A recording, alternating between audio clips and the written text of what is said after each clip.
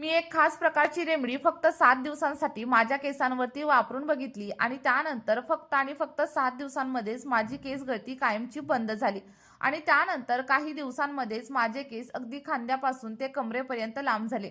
बरेच लोक म्हणतात केस लांब करण्यासाठी महिन्यांचा किंवा मग वर्षांचा टाइम लागतो, पण मी फक्त काही दिवसांमध्येच माझ्या केसांची लांबी वाढवलेली आहे. जर तुम्हाला देखील हेअर फॉलचा प्रॉब्लेम असेल किंवा मग केस खूप जास्त पातळ झालेले असतील आणि त्यासोबतच केसांची लांबी अनेक वर्षांपासून किंवा मग अनेक महिन्यांपासून एकाच जागेवरती थांबलेली असेल, तर आजचा आपला हा व्हिडिओ खास तुमच्यासाठीच आहे. त्यामुळे व्हिडिओ स्किप वगैरे अजिबात करू नका, तर शेवटपर्यंत नक्की बघा, कारण यामुळे तुमच्या केसांमध्ये एक वेगळाच बदल होणार आहे. चला तर मग जास्त वेळ न घालवता आपल्या रेमेडीला आपण सुरुवात करूया.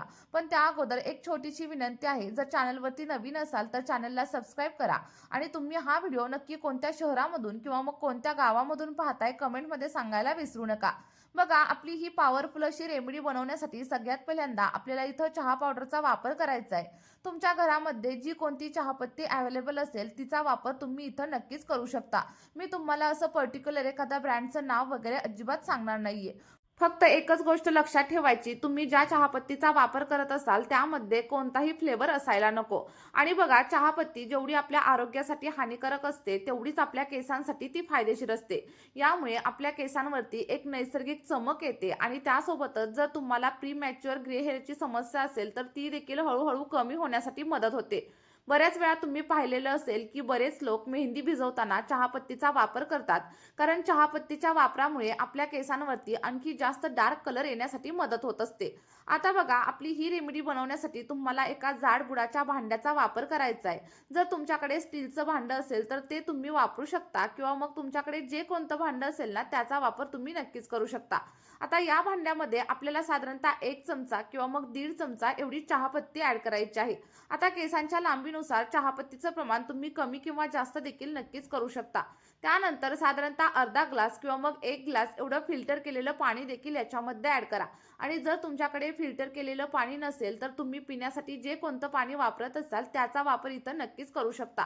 पाणी ऍड केल्याच्या नंतर व्यवस्थित मिक्स करा आणि त्यानंतर बघा, आणखी एक महत्त्वाचा असा घटक आपल्याला याच्यामध्ये ऍड करायचा आहे, ज्यामुळे जर तुम्हाला अकाली केस पांढरे वगैरे होण्याची समस्या असेल तर या सगळ्या काही समस्या हळूहळू कमी होण्यासाठी नक्कीच मदत होईल. आता बघा, दुसरा आणि महत्त्वाचा घटक इथं मी घेतलेला आहे आणि तो म्हणजे कढीपत्ता. कढीपत्त्यामुळे आपल्या केसांच्या अनेक समस्या कमी होण्यासाठी आपल्याला मदत होते.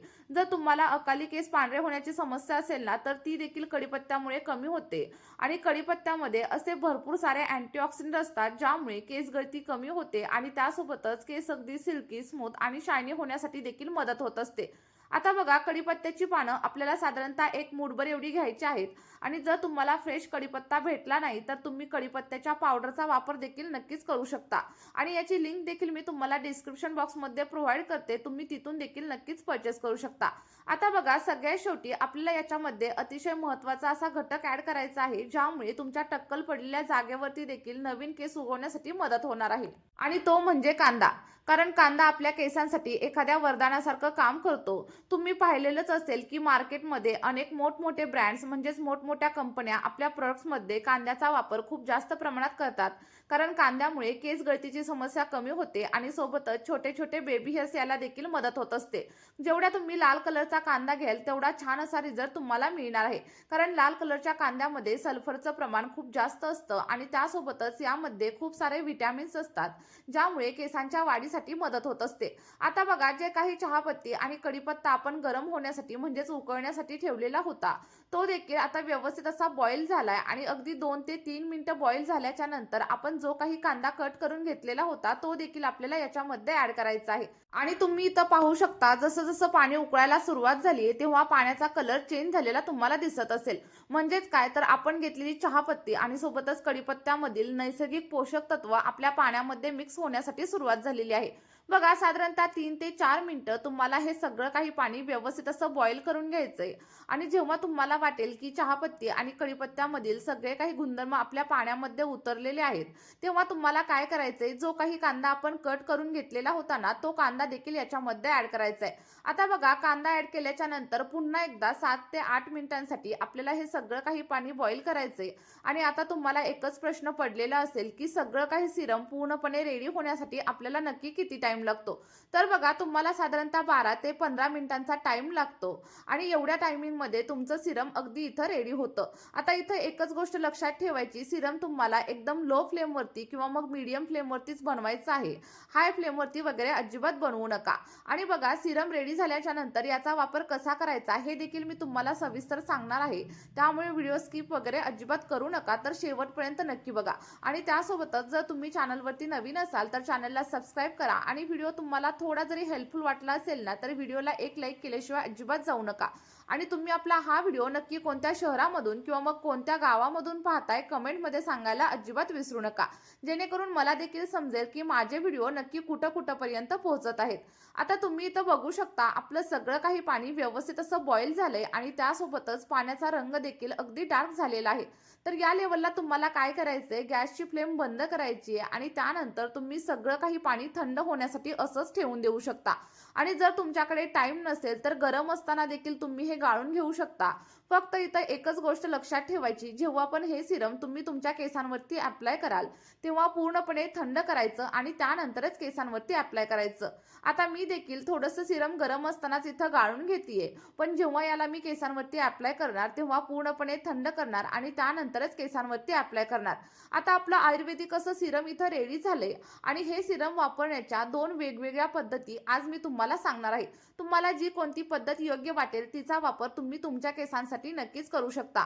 आणि मी सांगितलेल्या दोन्ही पद्धती जर तुम्ही एकाच वेळी वापरल्या तर तुम्हाला तुमच्या केसांवरती डबल फायदा पाहायला मिळणार आहे. बघा पहिल्या पद्धतीमध्ये तुम्हाला काय करायचंय, हे जे सिरम आहे ना ते तसंच तुमच्या केसांवरती अप्लाय करायचंय.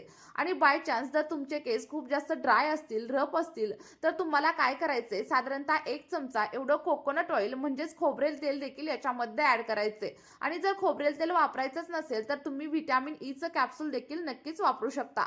आता बघा हे सिरम मी असंच माझ्या केसांवरती लावणार आहे. यामध्ये कोणत्याही प्रकारचं तेल वगैरे अजिबात वापरणार नाहीये.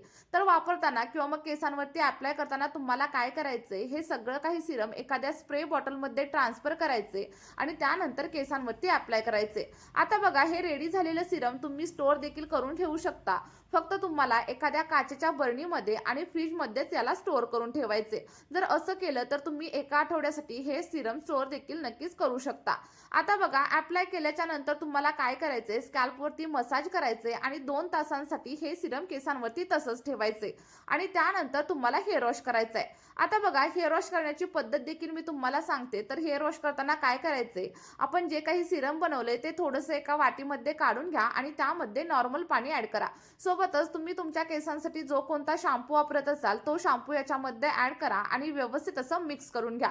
आणि मिक्स झाल्याच्या नंतर आयुर्वेदिक असा शॅम्पू तुमचा इथं रेडी होईल. आणि हा शॅम्पू तुम्हाला आठवड्यातून फक्त 2 वेळा केसांवरती वापरायचा आहे.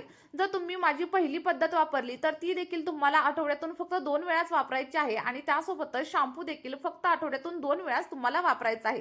जर तुम्ही आठवड्यातून 2 वेळा ही रेमेडी सलग 2 ते 3 महिने वापरून बघितली तर तुमच्या केसांशी संबंधित ज्या काही समस्या असतील त्या सगळ्या समस्या हळूहळू कमी होण्यासाठी नक्कीच हेल्प होईल. चला तर मग आपली ही रेमेडी तुम्ही देखील नक्की ट्राय करून बघा आणि रेमेडी वापरल्याच्या नंतर तुम्हाला जे काही रिझल्ट भेटतील ते कमेंटमध्ये माझ्यासोबत शेअर करायला अजिबात विसरू नका. आणि जर या रेमेडीचा तुम्हाला फायदा झाला तर आपली ही रेमेडी तुमच्या मित्र परिवारासोबत देखील नक्की शेअर करा. या व्हिडिओमध्ये आपण इथेच थांबूया.